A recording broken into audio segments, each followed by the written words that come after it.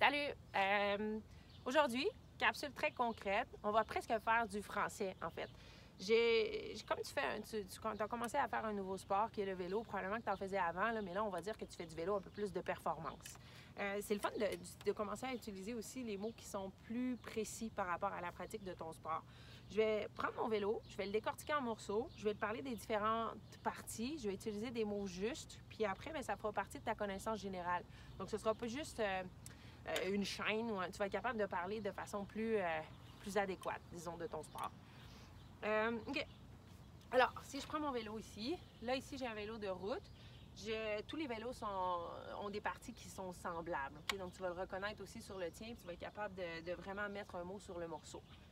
Si je commence par en bas, après, je vais aller vers le haut, je le décortique. Okay? Ici, on va commencer par la première partie, qui est la partie où est-ce que tu vas pédaler. Donc, on appelle ça le dérailleur. Dérailleur, pour être plus précis encore, dérailleur, c'est plus la partie arrière, que c'est ce qui va te permettre de changer tes vitesses. Ici, on appelle ça le pédalier. Donc ça, c'est tous les morceaux ensemble là, avec la pédale et les plateaux pour changer les vitesses, ce serait le pédalier. Donc si je vais encore plus précis, sur le pédalier, on a les plateaux. Les plateaux, j'en ai un grand, j'en ai un plus petit, puis parfois tu en as aussi un moyen. Donc là, on a les plateaux. Derrière, sur la partie, on appelle ça le dérailleur. Mais si je vais plus précis encore, la partie où il y a, tu vois, les petits dents, là, ce serait la cassette qu'on appelle. Mais si je vais encore plus précis, là, j'ai la cassette et sur cette cassette-là, j'ai différents pignons qui vont me permettre de faire bouger ma chaîne et de changer la résistance quand je vais bouger mes vitesses. OK. Donc, plateau, cassette, pignon. Ici, j'aurai le pédalier. Sur le pédalier, j'ai la pédale, qui est le petit morceau où je vais déposer mon pied. Si je continue, le gros bloc ici qui forme un peu la carcasse de mon vélo, on appelle ça le cadre. Donc ça ici, là, c'est le cadre du vélo. Ici, j'aurai le tube de selle avec la selle sur le dessus. Si je continue plus vers l'avant, ce qui va me permettre de faire tourner mon guidon, on appelle ça la potence. Donc potence, là, c'est la petite partie qui permet de bouger comme ça. À part ça ici, je vais y aller assez général. On aurait le guidon. Guidon, il y en a différents types. Moi ici, j'ai un guidon pour un vélo de route, mais il y a aussi des guidons plus droits pour des vélos hybrides, où il y en a des guidons très, très droits avec des barres devant pour les vélos de triathlon, des aérobars. Mais bon, donc on va appeler ça le guidon, de façon plus générale.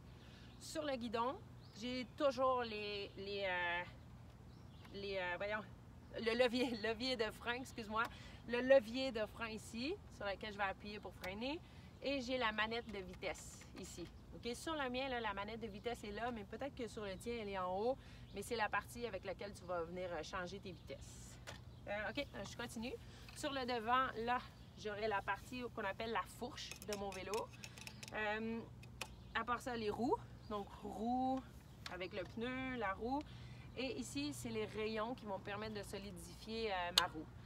Et au milieu ici, la petite partie, là, on l'appelle le moyeu.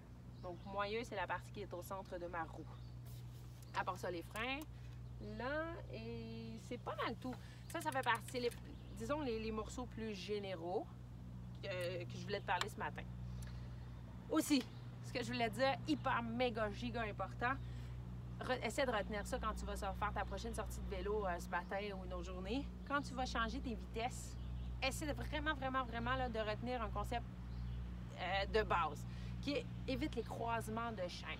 Okay, la chaîne, là, quand il va se déplacer entre le plateau et les pignons, là, elle va se déplacer quand tu vas changer tes vitesses.